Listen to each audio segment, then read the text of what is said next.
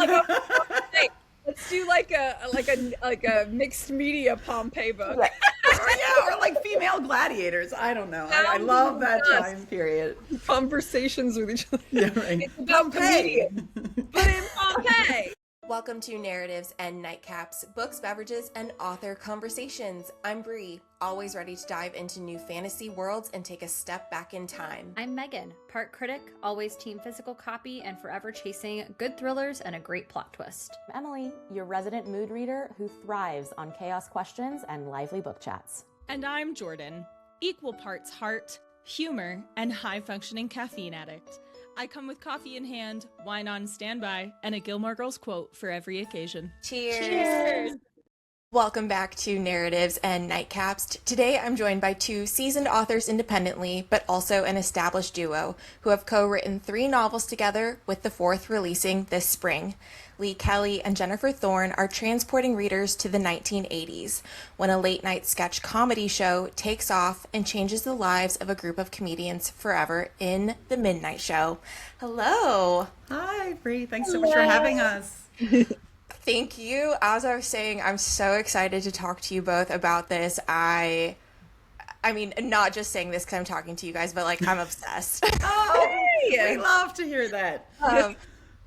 I'm obsessed. I was instantly hooked. Well, I mean, even the second I got the email for the book pitch, I was like, I have to read that. I have to email it. I was like, please, like, I have to read that. I want to talk to them.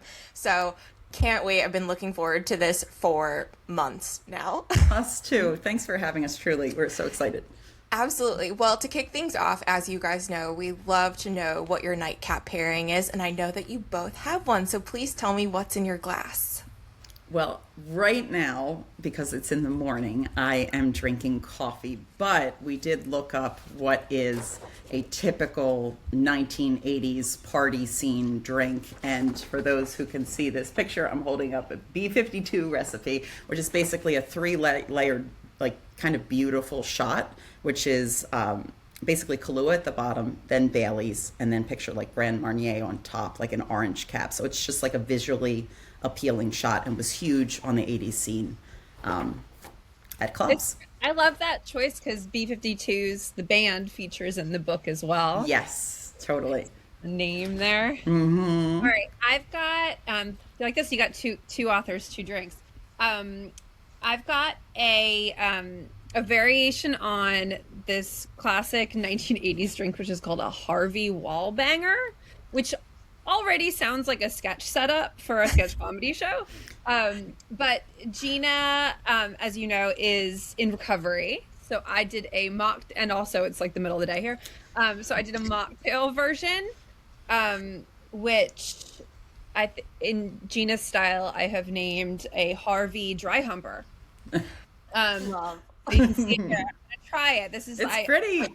It's orange juice. I went like fancy because I was out of orange juice, so I had to like do fresh squeezed orange juice, and then sparkling water and vanilla simple syrup. So let's try it. Okay, Ready? live taste.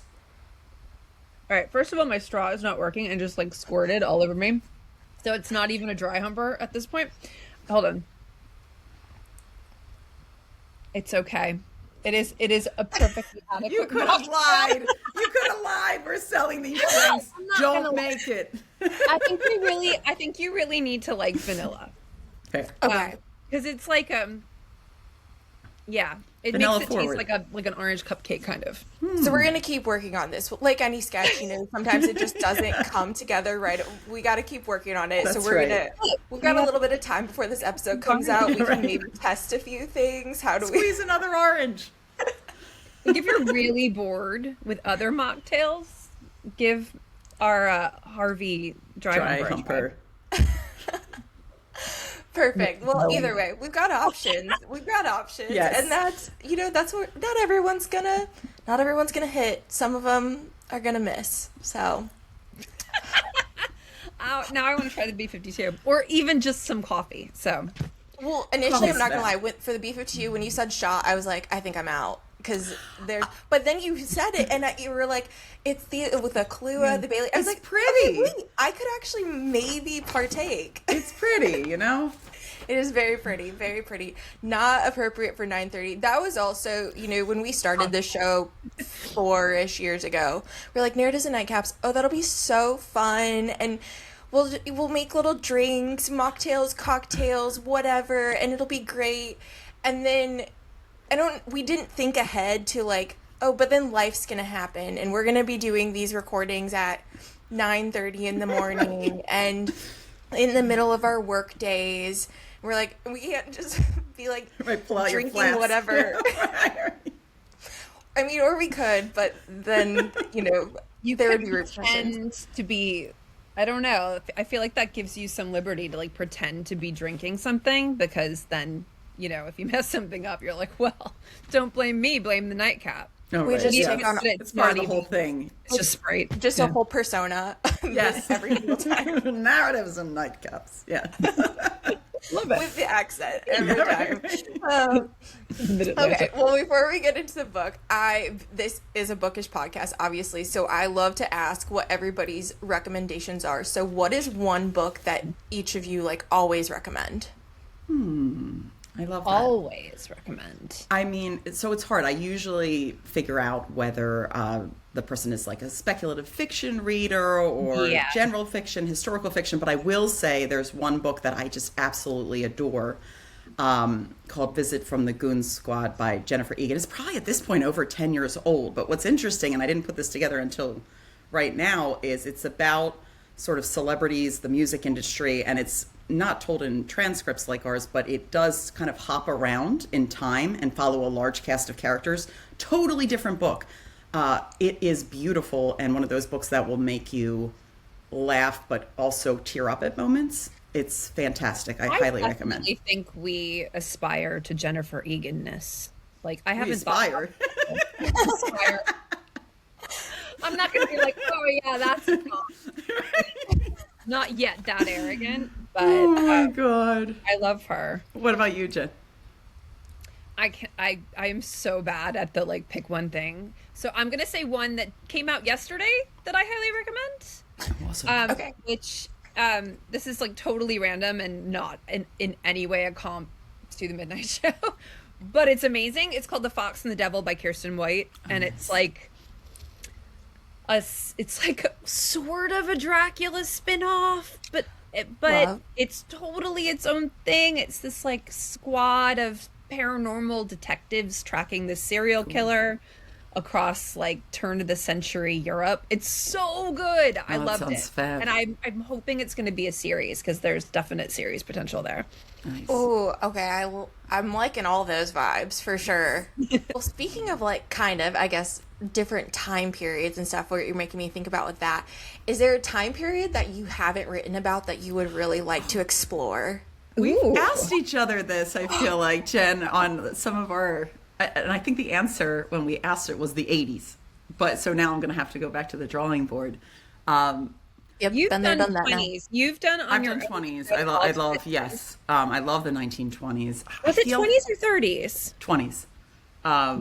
I feel like the 50s, 60s could be really cool. Like kind of. I'm doing that right now on my own. Yeah, going into like the early 60s, I feel like could be really interesting. Ancient Rome, not that I see, like going way back in time.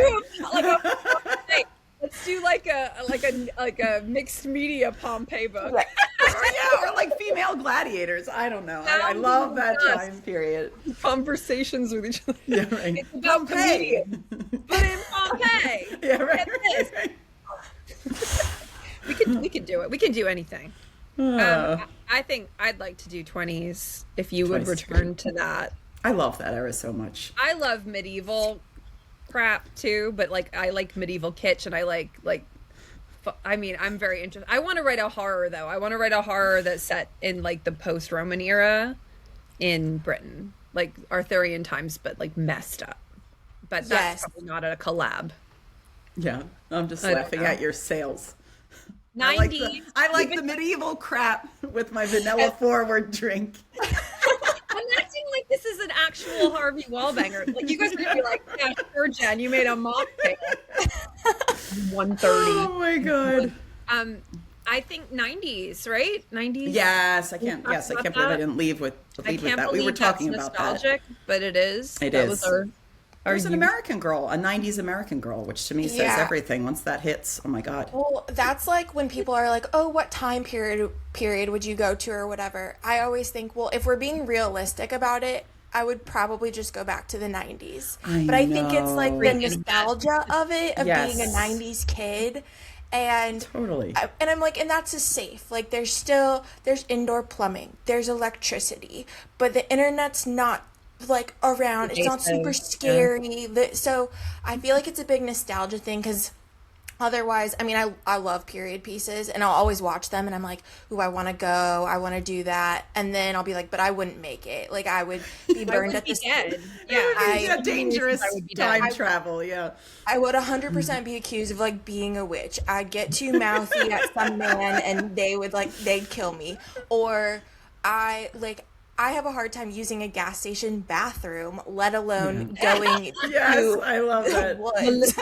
Yeah, Yes. clearing it out for yourself. My mom had to have a talk with me about that. I was like, I had read The Mists of Avalon as a teenager, and I was deeply existentially depressed that I did not live in a time of magic.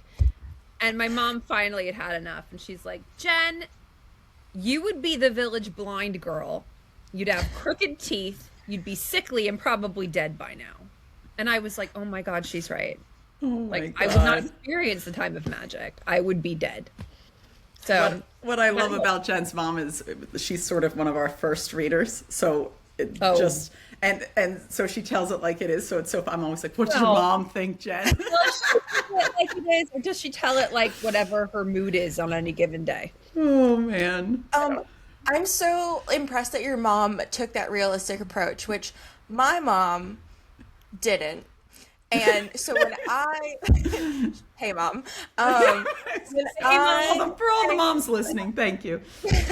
like when I was, I mean, I remember having a full-on meltdown about like a Greek mythology trilogy to the point that I wrote a handwritten letter to the author because I was like so upset, wanted to live in this world, all this, and my mom was just like, we're just gonna let her Run its stay course. there. We're not gonna do anything about Yeah. it.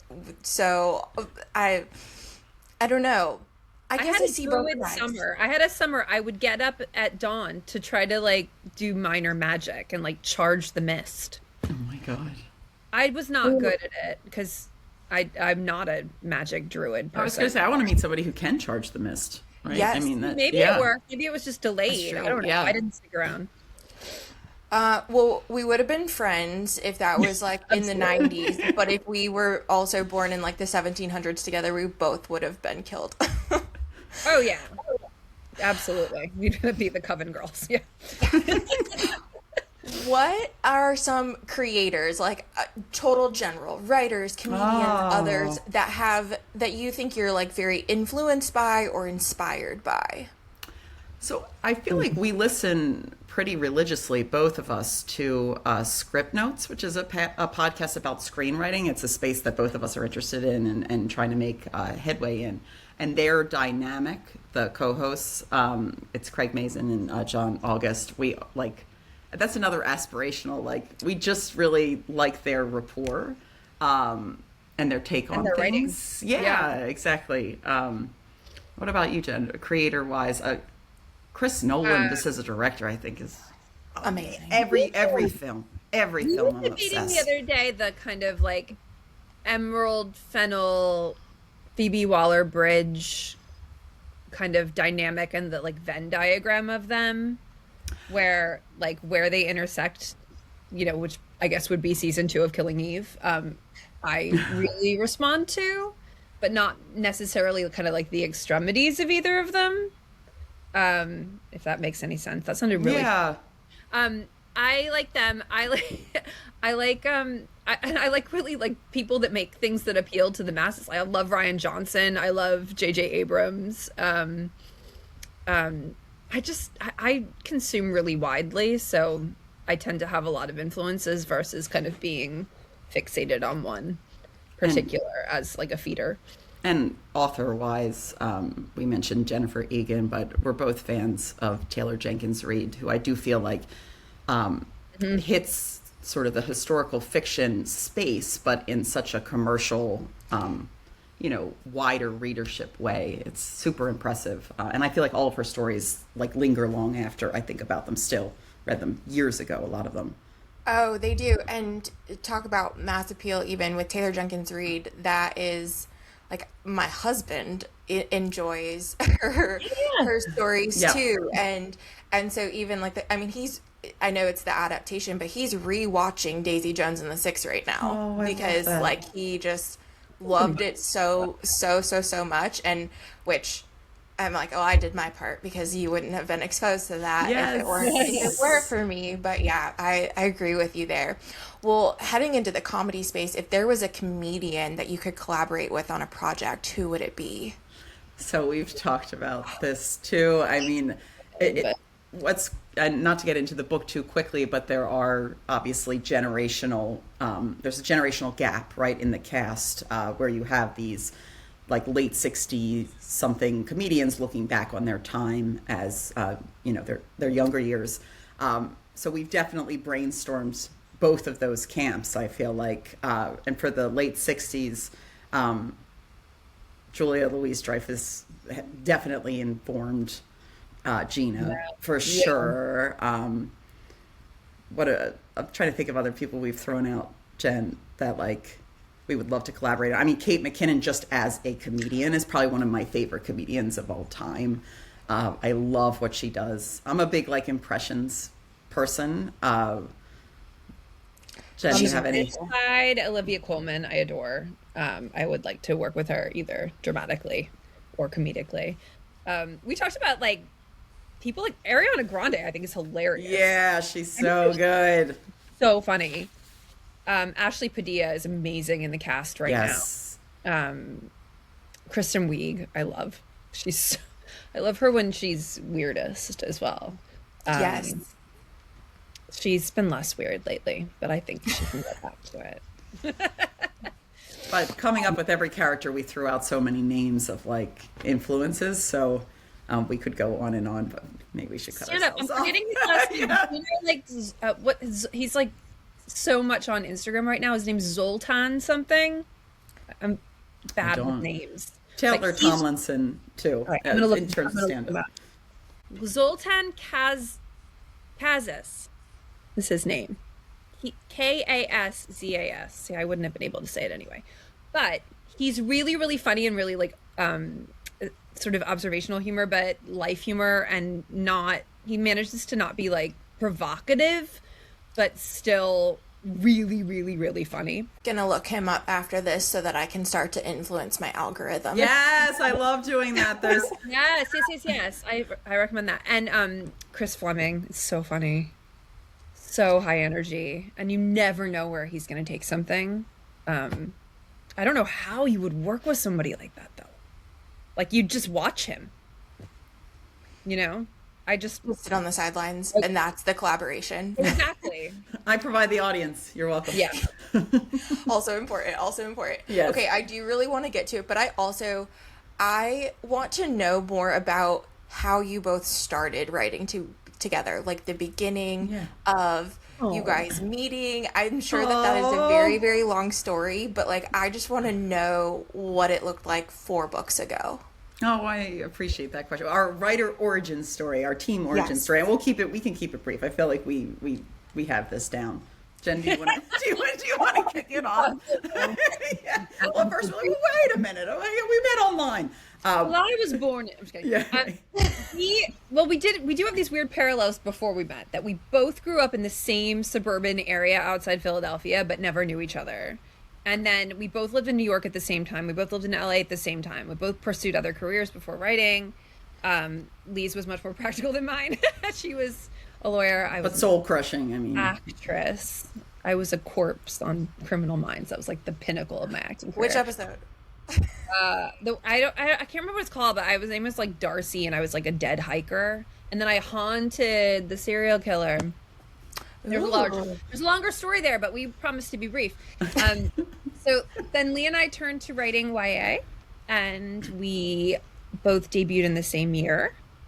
Hers got moved. It got I promoted. was technically adult. You got promoted to adult. I would say I made a lateral move, but either way, I was put in a sci-fi fantasy imprint, but I still got to collaborate with all of the YA people because We I were had, in a debut yes. group together. Now, I don't know if these still exist, but they were like big in 2015, where you like joined forces online and you promoted each other's books, and that was actually honestly great.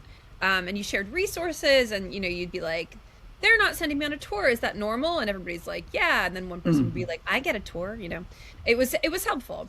Lee and I were the no tour group. And we made friends.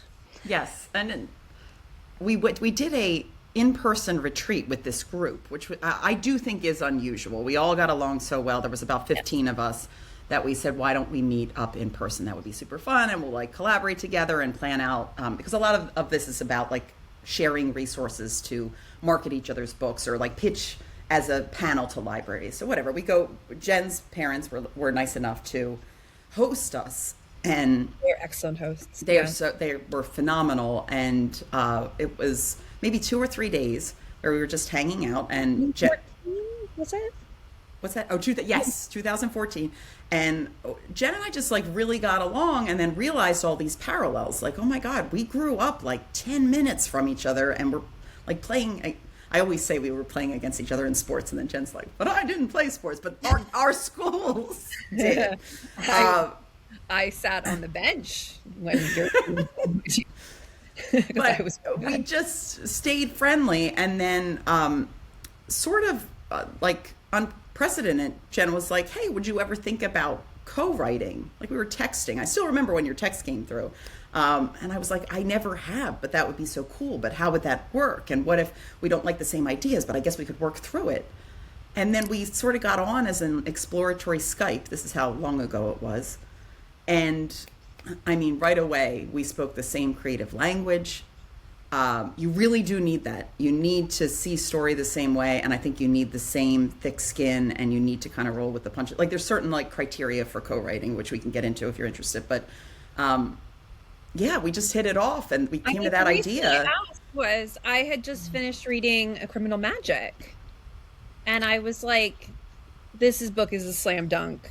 Like, I wish I'd written it. Every choice she made, I wish like I was smart enough to think of that." And I thought, like, I would be happy to put my name on that book, like, even though I didn't do any of the work. Thanks, Jen. So this is somebody I want to work with, because I feel like we have the same kind of plotting sensibilities and pacing and characters, and I was a huge fan of Jen's. I was like so flattered because, again, we had read each other's books, and I'm like, oh my God, she's so talented. What was funny, though, was Jen was writing in the contemporary space, and I was writing, again, in sci-fi fantasy. So this space that we created together was new to both of us, which I thought was super cool. But Jen also loved fantasy, and she's now a horror writer. So we were all kind of buzzing around all of the genres.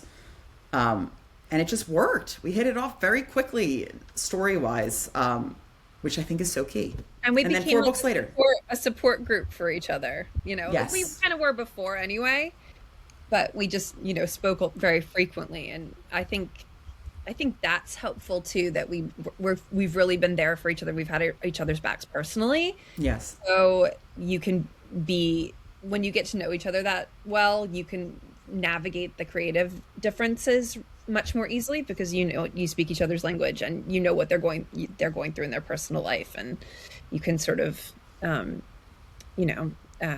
make allowances. This is mostly Lee with me. I've had such a year. No, absolutely not. I mean, at this point, I would say this is almost a decade collaboration being everything from friendship through putting books on shelves. And that's really special, and I think it's unusual. I really do. So something I think we're both proud of, and it's awesome. It's like such a boon personally and professionally. It's such an inspiring and neat story. I agree. I don't think you always find people like that. I think a little bit differently, but I have a colleague who have different skill sets creatively and then two on the business side. But like I always tell people, I'm like, he knows what I'm thinking and I pretty much know what he's thinking. And if we have disagreements, like because we have sort of this know what the other one is thinking, we've worked together for a long time, have so much respect, like it's a lot easier to work through those creative differences too. But it's hard to find those people. But when you do, like working with them is just, it's almost hard to explain in my opinion. Like I just know, I always tell people, I'm like, he's the person that I can kind of brain dump anything to and like he'll run with it. Yeah. And I he's love like, what you said, Bray, because I haven't thought about that for Jen and me, but you're absolutely right that when you know the landscape of somebody's mind, you fill in the gaps of what they're saying and understand it so much easier. I mean, and there's people who are like perfectly lovely and really talented, and you like them a whole lot, but you're always sort of talking past each other. Like you're not quite communicating. It's not landing. They're not quite understanding you, and you're not quite understanding them. And it's the opposite with me and Lee. Yeah, agreed. very cool. Well, was very glad that you shared the story because I was so curious. I've never had the opportunity to talk to co-writers before, and maybe because like there's not, I mean, in the grand scheme of the small book community, there's not that many, but the ones that click, I'm always like, how did this happen? Whether it's short story long or long story short, I'll take either. Oh, Medium. I feel like that was a long story, like pretty medium. Yeah. Yep, pretty much. long story medium. Okay, well, let's talk about the Midnight Show. So when this episode airs, it will just be reaching readers like a couple days beforehand. Oh. So for everyone just picking it up, what is this book about? So our log line for this book is it's a mystery set against the 1980s comedy world about a late night show and its headlining female star who disappears. And it's told through a variety of mixed media, so interview transcripts, news articles, emails. And in terms of vibes, it's this window into the early 80s in Manhattan, which is this like very vibrant, evocative time period that kind of appeared with a flash and then kind of vanished, but is still super influential on me anyway these days. You know, into the behind the scenes of late night TV and, you know, a bunch of young people achieving stardom very quickly and the sort of rush of that. And it's our kind of love letter to comedians and people that we admire in the entertainment field as well. Yeah.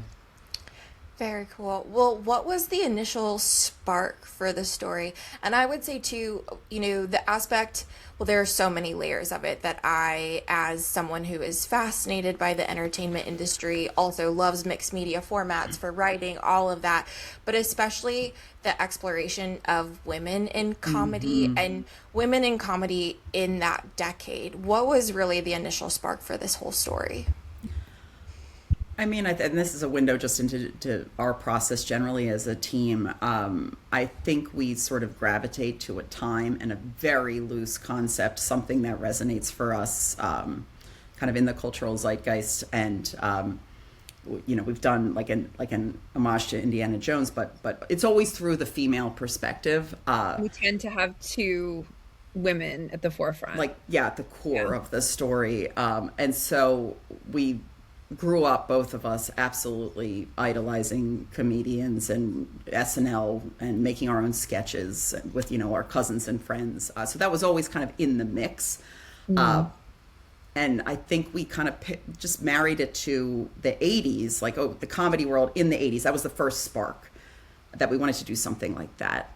But Jen, the transcript format came after that. I felt like this is how we work. We keep layering just elements of the story on top, and it's like and it's very improv, honestly. Yes, and I felt like the transcript format was particularly immersive, that you would get this sense of like of disorientation about, is this real? Like, was this a real show? Are these real people? You get that more when you're reading transcripts and interviews because it just feels like you're reading like an oral history. Um, 100% does. I mean that immediately it's so immersive like you were saying. And I love that aspect. Even though I'm sitting there and I'm like, I know it's not real, but I love to just pretend that That's the highest compliment, I had a truly. family member who read the book and then like Googled Sam, like Googled Sam to see what he was up How's to. he doing? Yeah, I want to make sure Sam's okay. I was like, oh right. oh, I love. Well, even okay, totally. That reminds me. I was like low key kind of embarrassed that this happened, but I'll just announce it to the world, so it's fine. Not even a mixed media format, but I was reading another book at one point, and it was a murder mystery, and they're talking about a serial killer, and I am fascinated by true crime. I listen to a lot of true crime podcasts. I'm the one that goes to sleep to those documentaries on Netflix, like, so that's fine. That's insight into my brain. But all that said, I'm reading this book, and I'm out walking one day, walking my dog. My husband's with me, and I was like, so there's this serial killer mentioned in this book, and I've never heard of them before. And he was like, well, yeah, they're probably not real. And I was like, no, this feels so real. This feels so real. And so I'm literally Googling about the serial. They never existed. Oh my God. You were that's just great. that convinced. You were, I was yes, you were like, referencing a That real, convinced that they were real. I love that. So like the Blair Witch campaign. You know, they got you. Yeah, that's true. It's sort of, yeah.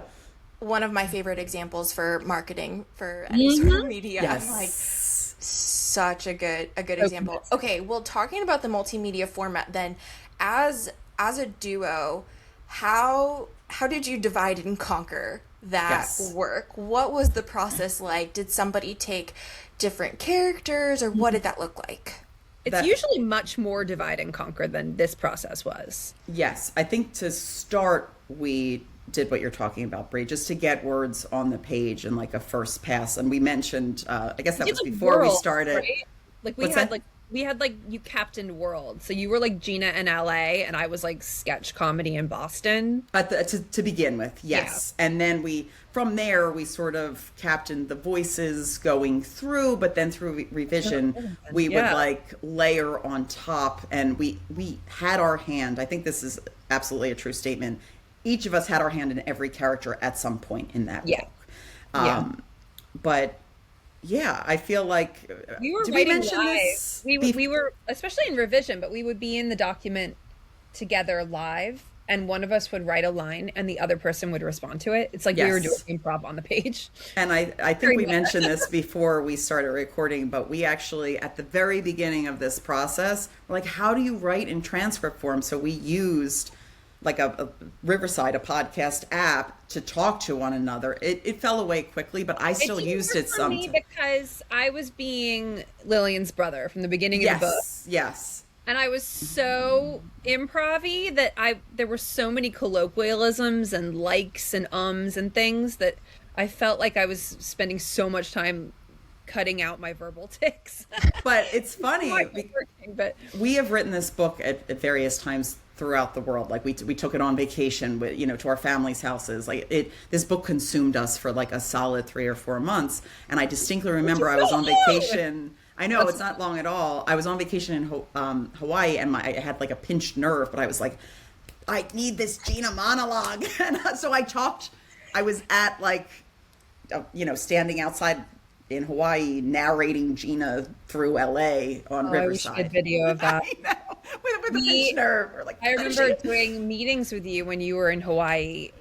I don't know, was it nighttime or the morning? It was 10 p.m. me.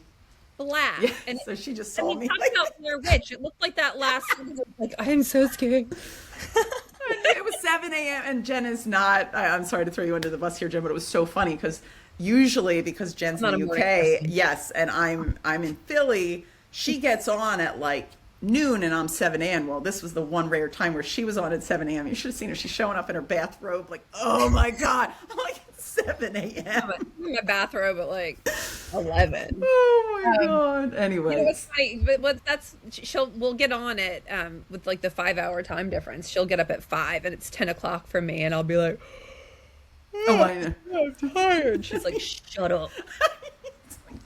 That's not typical though. I mean, we only do that if we're under deadline. I feel like where we're, That's crunch time. The 5 a.m. slot, exactly. I mean, I feel like that's typical for just this podcast though, or anybody in this industry. Even we were trying to coordinate interviews for someone else in the UK, and I'm like talking with one of my co-hosts because she was like, I really want to be on that interview, like I've met that author before, and I was like, yeah, for sure. And I was like, so like, okay, now I know this is 6 months down the road, but what's your availability? I know. And she goes, well, I can do like 7 p.m. Central Time. And I was like, great, that's like 1 a.m. So it's harder than you think on first blush. It is. I always tell people, like, I never knew I would have to do so much time zone math, and math is not my thing. And so now we've got daylight savings in the US is different from here. So yes. I had to like change all my appointments to be an hour earlier because I had gotten them wrong in my schedule. Well, and thank you for mentioning that, because now you know what my horror is, where we were scheduling an interview and they were like, okay, well, it's this time in this part of the world. And I was like, right, but they don't do daylight savings and the time's about to change. And so I was like, I have no idea what time. It's so confusing. But I was like, I'll roll with it. It's fine. We'll figure it out when that bridge comes. I was like, I know that it's at that time in whatever hemisphere and quarter of the world. I've learned the hard way. I mean, I've learned from like recordings. I've done podcasts at like or like book club appearances at like 10 o'clock my time, which is not that late for a vibrant young person, which I am not anymore. But I'll watch the tape back. I watched the tape back and I was like, I'm so dumb. Right there. I'm falling asleep. It's like sundowning. As So someone I who be careful. would not have made it in the 80s late night comedy scene, because I prefer an 8 p.m. bedtime. Yes, when we're like, I mean, even next week I have a 9 p.m. recording and I'm like, who knows what I'll say, because I probably can't even talk about the book. I mean, some people say like, are you an early bird or a night owl? I'm like, I'm midday. I'm a midday person. Really. I'm a 3 p.m. person. I like a normal daytime, like a normal catch between 9 and 5 is great. Exactly. Okay, so then, well, actually, so many questions just popped in my head all at once. Let me start with, who was your favorite character to tap into to get into that headspace? We've talked a lot about this too. I will most certainly go with Gina Ross. I just think she is no nonsense, tells it like it is. Her humor kind of sometimes like tips mean funny, which on the page is just kind of a lot of fun to write, especially when we got to play off of different characters, like characters we knew were ridiculous. It was sort of fun to lean into what Gina would say. I like the self-deprecation of characters too, and Gina is definitely self-deprecating. Yeah. She gives as much as she gives to herself as much as she gives out to others, and that's one fun thing about writing comedians versus other celebrity people, that they undercut themselves so they don't feel like cloyingly grandiose, except for Bobby. Yes, which was intentional. That was very intentional. Of course. So like when they'll talk about like some amazing moment they had, and then they'll make a joke, which makes them a little bit more likable and easier to write. I did like writing Kent Romero because it is fun to just be wait, can I curse on this? I think I already did. Like just basically be a big swinging dick. Like how many opportunities does like a middle-aged mom get to do that? So it was fun on the page just to be arrogant and like unapologetic. Two of my favorites in the whole book. So I mean, fun. if anyone asked me, those would be my two go-tos for sure. I love it. What ended up being like the biggest challenge of constructing this story? Was it the mixed media format? Was it it's a wide cast of characters too, a lot of variety there. What was the biggest, most challenging part? I mean, I have an answer from my end in that I'd say revision was if you think about this oh, sorry, Jen, go ahead.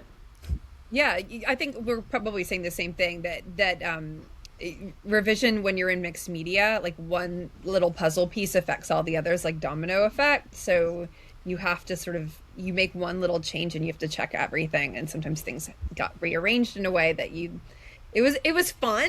It was a fun challenge and a different kind of revision process. But was that what you were going to say, Lee? Yeah, and even before revision for sure. I feel like that was like one of the biggest, knots to untangle in revision. But even as we were drafting it, if you think about it, where a news article hits, right, where a reveal is, we had all the pieces, but sometimes getting that reveal on page 40 is more enticing or hits in a different way than page 80. And where is that? Where should that go? The red herrings, how much to put in, what's the reveal? And also sometimes even as little as like, okay, Brooke said something, is it funnier if Gina undercuts her right after, or we just let the reader sit with it? Like even those little teeny puzzle pieces made a big impact in the aggregate. But when you would get it and it would make that like Nintendo Switch noise of like chick, and we would go, oh, it works, works. It's such a good feeling. You sound like me when I'm working on my puzzle out on my dining room table. It is a puzzle, yes. When I get a piece and it fits, and I'm like, oh yeah, that one goes right there. Okay, great. And then I move on, and no one else is like quite as excited in the construction part of it. But then they see the finished product, and they're like, oh wow, like that's writing. 1,000%. It's so satisfying though, because it literally is construction. Yeah, absolutely. Oh, I'm so fascinated by that. I know that maybe not everybody is, but for aspiring writers and everybody, I think it's just it's just so neat to be able to like tap into your brain for a little bit and what that looked like to put all of that together. I do want to ask too about like your research for this. I know in the acknowledgement, I mean, you listed like a healthy amount of experience. Well, in the best way, but in terms of research, you all, not just like things that you read or watched, did you actually do like improv, or had you done your own improv experiences before? Yes. I had the Madeline experience of not getting past level 1 of Groundlings when all my friends did, and I'm still bitter about it, so I had to put it in a book. And then I, as an adult, I mean, you were an adult at the time, Jen, but very recently, when we knew we were going to write this book, I joined improv classes, like local improv classes, and I thought I was going to be terrified, and I loved it. So that was super fun. And we're hoping actually, and we can get to this later, but that troupe is going to work with us and perform at one of the events come April when the book, or in a few days when the book comes out. That's so cool. I'm beyond impressed, because I think I would be scared out of my mind. I was. But I was shocked at how exciting it was. It was really fun. And yet also the parallel with that too, because to me, being a writer, being an author is like such a vulnerable thing, but then same thing as a comedian too. And both of them, you put your art out there in front of people and then people judge it. But you don't necessarily like have to watch people reacting to your work as a writer. I think improv is a particular type of terrifying. I think comedians in general, and we've talked about this before, that can you imagine writing your book live and you're calibrating your work based on what the audience is giving you back? You have to be so brave. And also a lot of what comedians are using is in some like way, shape, or form like traumatic, and they have to actually find the silver lining of that traumatic experience and deliver it as a punchline. So it's like so vulnerable, so personal. You think that's true for improv though, or more stand-up? More stand-up.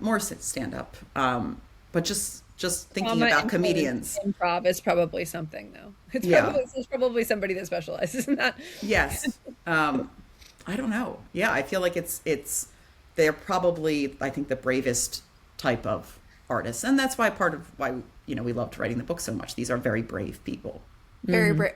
I mean, so much respect for that, and too from the women perspective, so much respect for women, especially today. Definitely still lots to do there, but back in the 70s and 80s, to do that when there's like the women are added because they're basically like, well, we got to have a female perspective, and then you inherently create this competition then with the limited number of seats that you give the women, which still exists today too. So just so much respect for the women that did that and do that too in that space. Yeah, I mean, it was still a boys' club, and there was no question of making it a co-ed club. It was just, Yes. how do you survive inside a boys' club? You know, Yeah. do you act like a boy? Are you just one of them? Do you put up with like the inappropriate humor and the demeaning comments, or like in what ways can you push back without completely jeopardizing your own position there? Really a tricky time. Yeah. I think those issues exist still today, though. Yeah, Totally it felt disagree, exaggerated but then. I still think that there's this view of comedy as like a man's sphere, that women are like, if you're funny enough, you can be invited in. Well, and also what women are allowed to tackle as comedians. So we talked about that obviously a lot on the page and off the Yeah. page. What are women allowed to throw their arms around? Is it just what men think women should be talking about? And yeah, what was interesting about having these conversations through the book is we thought we had to land on an answer. And Definitely didn't start with an answer. We didn't really know. Yeah, a lot of these conversations ended up not having an answer because it's an ongoing conversation. There's clearly an issue. Yeah, and we're tackling it, year by year across all spheres. Yeah, across all industries. I mean, I think it's obviously in the comedy space, but even for, and I'm sure the other career paths that you've had too, but like in my careers, it was definitely a boys' club. And to be at the time in my like early 20s trying to figure out how you navigate that and what you do with that, and I mean, even I remember having questions with people of like, do I even want a seat at the table? Like, do I really want that? Because what do I have to be or have to do to get there? And like, I don't know that that's a seat that I want. So then it's like, okay, but then do you make your own table? What does that look like? And they're all conversations. And I don't know that there's one right answer in any space because it looks different everywhere, but it's definitely still a boys' club in a lot of respects. But I do appreciate now that there's a lot more of a conversation about it. Even like I listened to a couple of podcasts that comedians host, or they're comedians in their day job, but then they have podcasts just on the side, and it's really interesting to hear them talk about kind of the behind the scenes, or being a woman in those spaces, and what it's really like. And there's a lot of positives, and then there's a lot of this still happening today too. Absolutely. I think the extra factor that women have to like the box that women have to check that men don't necessarily is likability. Yes. And I think it's true even in the writing world. I Especially think it's true everywhere. more and more expected to be front facing and to sort of like engage in social media. Like, women are held to a different standard than men, like full stop. 1,000%. In terms of like approachability, likability, tone. And I think, you're talking about the different tables. I think the table that I would want to sit at is the one where I can just be myself and just not have to present a version of myself. Yeah, it's funny. Brie, you mentioned when you were in your early 20s navigating sort of just that landscape. And what came to mind is this quote that I would hear like all the time. I clearly am a serious, sometimes intense person walking around like, the streets of New York. I can't tell you how many times I got, "You'd be so pretty if you smiled more. You should smile more. Hey, smile more." Names. Or maybe it's everybody. Maybe I'm not like this, uniquely intense person. Maybe I just wasn't smiling. And this idea, you mentioned likability. It's like, come on, make us feel good. I don't. Adorability. Yes, it's nauseating when you think about that. It's anyway. The smile more has Smile more. always did you, so then when Halsey came out with the song Nightmare, have you ever heard that song? Yeah. And she literally talks about that, the like woman rage that I had, and I would just blare that song because I was like, I'm so sick of people telling me to smile more. Yeah. Like, why do I have to put on a face? Jen, like you said, why can't I just show up and be Who me? on And that day? Yeah. yeah, whatever I feel like that day. It's, I guess, like, hopefully other people feel that too, but I definitely feel like once I sort of hit my late 20s and then 30s too, like, being more comfortable with yourself. And I don't know if that's a part of like the generations doing that or if that's just something with age, but all of a sudden realizing like, yeah, I'm either going to create my own table and have it surrounded by people that I can just be myself with, or I want to be at a table where I can just show up and I don't have to have a persona. I can Yes. just be whoever I am that day.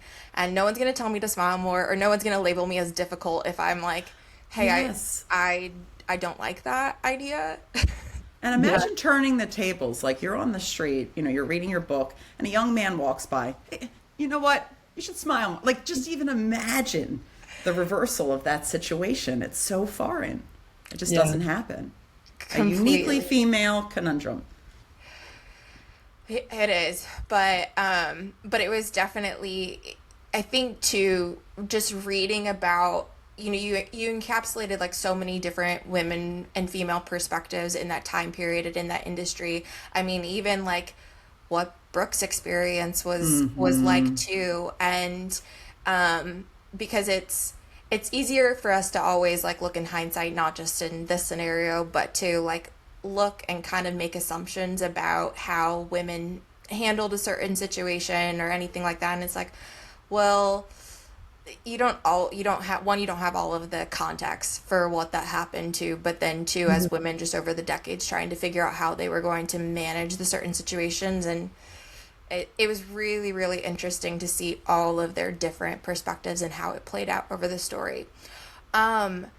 If you had to pick like your favorite scene now, or maybe your favorite sketch from the story, what would it be? Oh, Favorite sketch? Oh, that's such a great question. I love that. I have an answer, and so no, I don't want to have any spoilers here. I love the Jazzercise assassins because it ends up being important to a few of my characters that I love. I won't say anything more than that, but that I have a soft spot for that one. I like the potato sketch. Um, it's to me, it's so Kids in the Hall. I don't know if you've ever seen that Canadian sketch comedy group. They have some of the weirdest. Like they'll take a concept and just like keep going with it, and you're like, surely this is going to wrap up with a punchline. Nope, and it just becomes funnier and funnier. And so I think that's what we were trying to do with that one, and I just thought I would love to see an actual version of that sketch. Well, you said that, and my brain goes like, oh yeah, classic, and I'm like, ah! It doesn't exist outside of this book. In this totally fictional, in this fictional world, I'm like, it's a classic. Oh, It's I a liked classic. that one. I like that one. Yeah. I'm gonna go around and be like, yeah, do you remember the potato sketch from the Midnight Show? And people are gonna be like, what are you talking about? Oh my god, that's I don't great. know any of what you're describing right now. Yes. Hopefully they will, because they'll buy the book. Yeah, that would be They wonderful. will, but not yet. But we're almost there. We're almost there. What would you say now, like, has been the most rewarding part of writing this story? Oh, I love that. And I feel like this is a new question for us. I Oh, first, go ahead. Go ahead, Jen. no, you go ahead. You said I first. You win. I think we've talked about how we learned who we are as like writers and comedians together through this book. It was a very, very meta experience because, as Jen mentioned earlier, a lot of times we were in the document together, kind of riffing, right? So what was so rewarding, I think, is truly understanding the power of our collaboration. That we really do well when we are, when it's seamless. For the people who can't see me doing this with my threading my fingers, like this. Yes, exactly. Yeah, it felt like the beginning of something new, team-wise, and that was extremely exciting. Okay, this is what's crazy about us. Okay, that's a brand new question. We haven't been asked that. We haven't come up with a pre-planned answer, but our answer is the same. I was gonna say before Lee got in there with the I. I was gonna say the two things that we hadn't done before were like write a straight up mystery and write in like a screenplay-ish format. And we are going into those two areas now. Our next book is a mystery. It's more of like a whodunit, classic whodunit, with a pop culture element involved. And we're also going into the film and TV space. So this does feel like the transition into like the next stage of our Yes. our collaboration. So It was the start of something. I love Really- that. really and weird, Jen, and weird. what It that we feels have the very same answer. organic. Yes. though. Yes. Thanks for filling in those blanks. And weird. Yes. Weird in a good way that we had the same answer. Spooky. Okay, so now you've piqued my interest. Like, I'm very curious. One, next project. Two, you've mentioned now multiple times wanting to move into the screenplay space. So what are you working on that you can share? Well, we're never going to leave books behind, first of all. We love writing books, so we're going to keep doing that. Yes, definitely. But I think like early in both of our writing lives, we had wanted to. We have a great love, as you can tell from this, of TV and film writing. And I think, early on we had wanted to go in that direction and wound up writing novels. And yeah, we're going to see where we can go with a couple of adaptations of our own work and some other spec projects. But that's all I can really say about that. And then on the book space, the mystery that we're working on, I would say it's locked, without giving away the punchline yet. I would say it's a locked room mystery, small amount of time, White Lotus style, but with this kind of big world operating as the backdrop. Big pop culture universe. Big pop culture universe of sorts, yes. And it's similar to this, where we're aiming to make it so that you think that the movies and properties that we're referencing are real things, and you will want to look them up. Well, I'll be there. Let me know when you need an ARC beta reader. If if your mom doesn't pan out, feel free to Full circle. I love that. Okay. Random and maybe dumb question, but more so for my knowledge and anybody else that cares. What is the biggest difference, other than maybe sort of the obvious, when you're writing your novels versus writing screenplay? That's great. No, I think that's a great question. We We're can take learning as that. much time as we want with a novel. I also feel like, for me, the biggest difference is interiority. With a novel, there's so much connective tissue. The interior thoughts, the monologue, that there is nothing like that. Everything has to be seeable through what you're writing. No smells, it's just the visual. And weirdly, I think that's what Jen and I like, is that it's really almost like a bare bones visual presentation of the story. That's my big difference in terms of like writing. Called cinematic, and I think it's because they're so visual and we sort of like show emotion through gestures and things like that. I think I overwrite gesture a bit, like I act for the actor too much, and I'm trying to find ways to not act the character on the page. So that's going to be my kind of evolution as a screenwriter. But and editorializing. I feel like it's easy to editorialize where you're like, describing the character through something that you can't see. Yeah, exactly. Yeah, You can do that though. I was a little bit. I was telling you about that True Blood pilot. I mean, he tells you his opinion of every character when they're introduced. Well, the Bridgerton too is like that. We're big fans of Bridgerton. that's true. And other differences, I think screenplays just take so much less time. I know. Like, oh my God, how am I on page 50? Whoa! Yeah, exactly. So much white space. The things you don't think about when you're like haven't done it before, and then you get started, you're like, oh yeah, okay, that. But to me, it sounds like in very, very simple terms, you have to be even like more intentional with what you're saying, because you remove that context layer, or that layer of context that you have, I guess, when it's writing a novel, or that you can include maybe. So that's wonderful. That's a perfect word. Intentional. You have a tour coming up as well for the Midnight Show, and you were telling me a little bit about the troupe that may be joining you at one or more. Where are you guys headed this spring? Northeast, like sort of 1 week mini tour. I'm coming over from the UK, They're trying to maximize our time as we always do. Yes. And we're hitting up Philadelphia, then we're going up to New York, hitting Boston, Jersey, Lehigh. So we've got just sort of, we are staying on the Northeast, but it'll be a blur of a week. And we just posted to social media for those who are interested.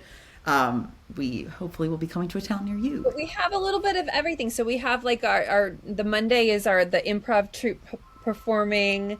The Tuesday is in Manhattan at a place called Bibliotech, and we're lucky enough to have the books editor at People Magazine joining us as our talk partner. We're excited. On Thursday, we've got like an awesome 80s party in Astoria, Queens, which is going to be much more of like a dress up kind of thing. And then we're up into Boston and New Jersey with some author friends of ours, which we're really looking forward to. It's always great to join in with other talented writers for these events. So yeah, we're really excited. Got a good variety there. To anybody who is going that's listening for the 80s dress up, like actually dress up, because I just had a recovered memory that I have really tried to like remove from my brain. But I was at a book related event a couple of years ago, and everybody was just to dress up 80s theme, and nobody did, like, but me. Oh, that is my entire life. oh So my. I, like, to this day, anytime anybody's like, oh, there's a theme, I'm like, oh, sorry, I can't go. Oh no! It's like a core wound. Yes. Like, I was so horrified that At least you like adapted. I mean, I did. That is a sad way of adapting. I have never changed. I am always the one person in a photo. Like, I'm 45 and this still happens. The one person will have a group shot and somebody will be like, everybody with a thumbs up and the funniest face you can do. I'm always the only one that does it. Only one. So what's lovely is I have a family where everyone is literally like, like we will all do. So I'm so used to the feedback. I I'm have like, a you family better where do it. everybody's just trolling me because they know I'll do it. Yeah. Your costume story, Brie, reminded. Do you remember Mean Girls when poor Lindsay Lohan shows up as that's what I was seeing. Oh, so devastating. well, Anyway. and like that, I mean, I would happily, if they were like, it's a costume party and I showed up in horror, I'd be like, okay, whatever. But when it's like that awkward thing when everyone's looks so normal, and yeah, that just shows my insecurities and what. So it just looks like that's just how you dress. Well, yeah. And look, out of all the decades that people were like, okay, she showed up in her 80s outfit, things could have been a lot worse. But I was just like, and well, at the time too, we were so new to the podcasting and to the book world and so I had major imposter syndrome even being there. I was like, I shouldn't be here. I don't know why we were invited. I don't know why I'm speaking on this panel. I'm like calling my co-host in the Midwest. I was like, I don't know if I can do it. And so then I show up and I'm like, oh, hey, so the 80s, was that just for me? Was that a joke? No. We will be in full 80s gear. We swear. This is the good thing about co-authors. Like, at least there's going to be two of us doing this ridiculous thing at all times. For sure. No, that sounds amazing. Well, to kind of end on the Midnight Show, what do you hope readers ultimately take away from this story, either regarding comedy, fame, complex relationships, female empowerment, otherwise, any of the above? I think there's not one right way or wrong way to exist in a space and to be true to yourself. And if success is something that isn't working for you, you have autonomy to make different choices and give yourself grace as you sometimes navigate it in a messy way. I think youth is difficult and success is more difficult than we admit to ourselves as we're striving for it. And I would say that comedy is a lifeline. Like, it's a core human experience. We all deserve to be funny. Men and women, everyone. Yeah.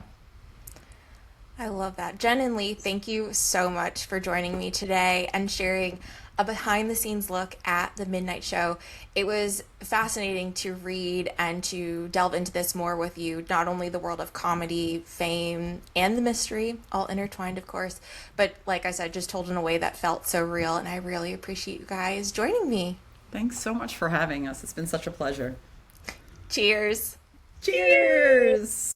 Thanks so much for listening. The Narratives and Nightcaps podcast is a production of The Craft Co. with intro music created by Remington Haynes.